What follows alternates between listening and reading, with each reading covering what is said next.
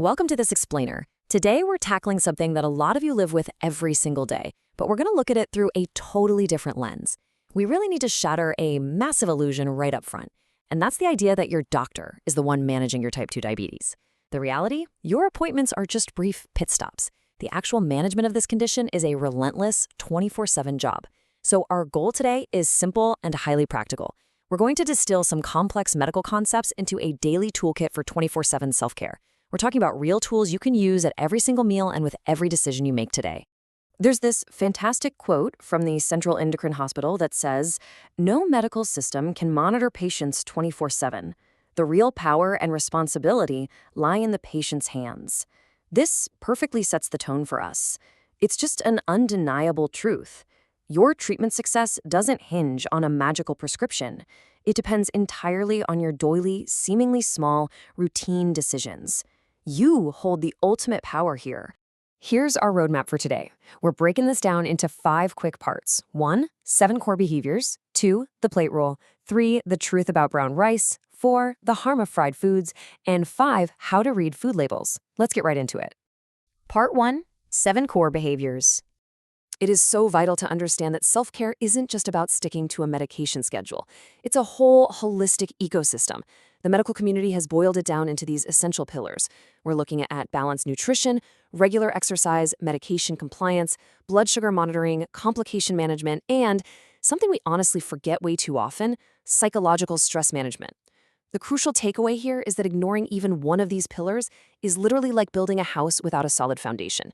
If you just take your meds but let stress run totally wild, well, the whole structure becomes incredibly shaky. Now, to turn these macro concepts into a daily habit, you need a tool. Let's completely reframe how we view blood sugar monitoring. It's really not a chore, and it's definitely not a diary of lifeless numbers designed to make you feel guilty.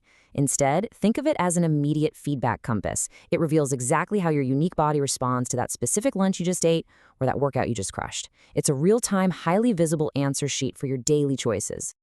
Moving right along to part 2, the plate rule. This rule is a real game changer because it completely eliminates the need for complicated, headache-inducing calorie counting.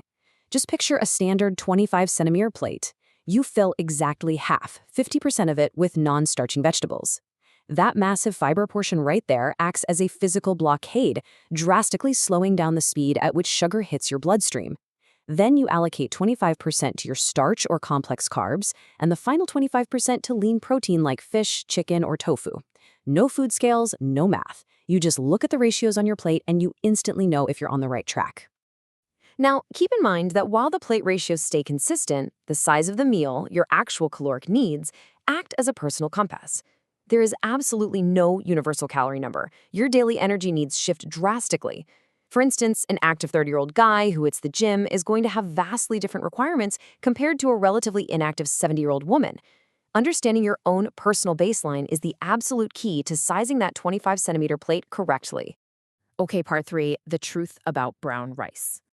Let's bust a very common dietary myth by looking at the actual science. When you compare the two directly, the difference is stark. When white rice is milled, its highly nutritious bran and germ are completely stripped away. This shoots its glycemic index, or GI, up to a high 73, which causes those sudden sugar spikes. Brown rice, on the other hand, retains its natural structural armor of fiber and protein. This armor safely delays digestion, keeping its GI at a much more manageable 63. So it's the exact same family of food, but biologically it acts completely differently in your system. But hey, this is where we have to sound the alarm. You've got to beware of the portion trap. Because brown rice is constantly branded as healthy, there's a dangerous psychological tendency to think you can just eat an unlimited amount of it, and that is completely false. Brown rice is still a carbohydrate. To safely manage your blood sugar, it must be strictly limited to a third or a half of a bowl per meal. And it absolutely must be paired with that lean protein and those leafy greens we talked about earlier. Let's jump to part 4, the harm of fried foods. We need to talk about the invisible chemical dangers lurking inside your cooking oil. Have you ever actually wondered what happens when you submerge food into boiling oil? It's kind of wild. The high heat of deep frying radically alters the molecular structure of the food. It triggers a chemical reaction that creates a toxic compound called acrylamide. This isn't just about adding fat to your meal. These compounds are the hidden culprits driving systemic inflammation and directly worsening insulin resistance. It's a chemical process that drastically skyrockets your risk for both heart disease and type 2 diabetes. If the chemistry feels a bit abstract, let's look at this stark numerical aha moment. Take 100 grams of potato. If you bake it, it's a modest 93 calories with 0 fat. Sounds great, right? But the second you throw that exact same potato into a deep fryer, the calorie count explosively jumps to 319 calories, loaded with 17 grams of fat. You have literally transformed a harmless, zero-fat ingredient into a 319-calorie empty energy bomb just through the cooking method alone. But don't worry, we're building a practical toolkit here, which means we have a workaround. If you absolutely must cook at higher temperatures, your choice of oil is literally a matter of survival. You must use stable oils like coconut, olive, or avocado oil because they maintain their structural integrity under heat. You must fiercely avoid unstable oils like canola, soybean, or corn oil for high-heat frying. Under high temperatures, they break down, they degrade, and they create trans fats, which are the ultimate enemy of your cardiovascular system. Finally, Part 5, How to Read Food Labels. Consider this your vital tactical defriend strategy for navigating the treacherous, highly marketed aisles of your local supermarket. Your primary rule is this: never ever entrust your health to the flashy, oversized, brightly colored marketing claims plastered on the front of a box. Those are designed by marketers to sell products, not by doctors to keep you healthy. We need to empower ourselves to ignore the front completely, flip the package around, and focus strictly on the cold, hard data on the back. To unmask the true nutritional profile of any packaged food, just follow this foolproof 3-step logical protocol. Step 1. Check the serving size. This is where everyone gets trapped, assuming a whole bag is 1 serving when the manufacturer actually split it into 3. We've all been there. Step 2. Check the calories directly tied to that specific serving size. And step 3. Look directly at the percentage of daily value, or DV, to see what the food is actually giving you. And when you look at that daily value percentage, use the incredibly simple traffic light rule. The magic numbers here are 5 and 20. If you're looking at beneficial nutrients, like dietary fiber or vitamins, you want to see 20% or more. That's a green light.